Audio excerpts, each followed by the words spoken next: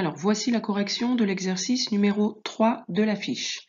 Donc, la consigne nous dit qu'on a un rayon lumineux qui parvient avec un angle d'incidence de 50 degrés. Donc, cet angle, il est ici, à l'interface entre l'air et un milieu inconnu. Donc, premier milieu, c'est l'air. Deuxième milieu, on ne sait pas ce milieu. Alors, vous avez un schéma qui donne déjà toutes les grandeurs. Et il nous indique la position de 3 rayons réfractés dans 3 milieux différents. Donc on a I2, I3 et I4. Et il faut associer à chaque rayon le bon milieu de propagation. Donc chaque milieu va avoir son indice. Ça veut dire qu'en fait, la consigne nous demande de calculer l'indice du deuxième milieu, donc N2, pour chacun des 3 valeurs d'angle. Et avec cette valeur, on pourra attribuer chaque rayon le milieu qui lui correspond. Donc, pour calculer cet indice, il faut partir toujours de la deuxième loi de la réfraction. Donc, deuxième loi de Snell-Descartes, qui nous dit que N1 fois sinus I1 égale N2 fois sinus I2. Donc là, ce qu'on cherche, c'est N2. Vous avez 4 grandeurs, N1, I1, N2, I2. On vous donne I1, on vous donne I2, même I3, I4, enfin, on vous donne les angles. Alors, on ne nous donne pas dans la consigne l'indice de l'air, mais peut-être qu'il était noté à un autre endroit de la page de l'exercice, mais l'indice de l'air, c'est 1,00. Donc on l'a. Donc la seule chose que l'on recherche, c'est N2. Ça veut dire que il faut que je transforme cette formule pour avoir N2 égale. Donc là, qu'est-ce qui me gêne? C'est fois sinus I2. Donc je vais le supprimer en divisant par sinus I2. Sauf que, bien sûr, quand je divise par sinus I2 d'un côté, il faut que je fasse la même chose de l'autre côté.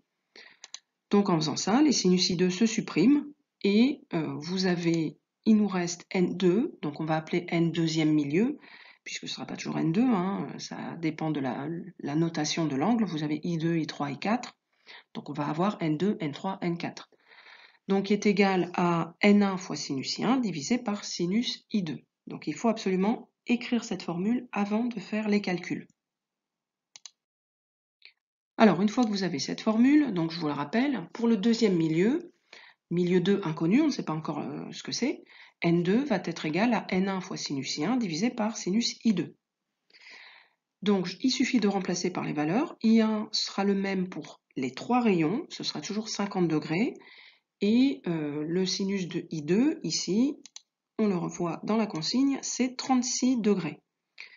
Donc, je vous rappelle que pour taper ce calcul, donc 1 fois sinus 50 divisé par sinus 36, on doit trouver 1,30. Je vous rappelle qu'il faut absolument que la calculatrice soit en degrés. Donc sur la TI 83 par exemple, c'est marqué tout en haut degrés. Et si ça ne l'est pas, il faut appuyer sur la touche mode. Et c'est la quatrième possibilité. Il faut choisir soit en radian, soit degré. Donc il faut se mettre sur degrés et appuyer sur entrée. Et après, on peut sortir de l'écran de ce mode.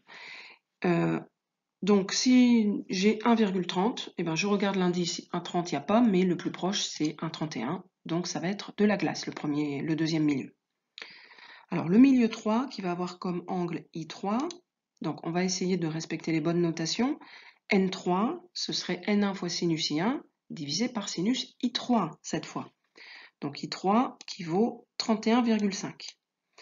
Donc on remplace les lettres par les chiffres, ça nous fait 1 fois sinus 50 divisé par sinus 31,5 cette fois, donc ça fait 1,47, et le plus proche c'est la glycérine. Alors le dernier milieu, milieu 4, N4 égale N1 fois sinus I1 divisé par sinus I4, donc sinus I4 c'est 28 degrés, donc on remplace tout ça, 1 fois sinus 50 divisé par sinus 28, ça fait 1,63 et le plus proche, c'est le vert Flint. Voilà.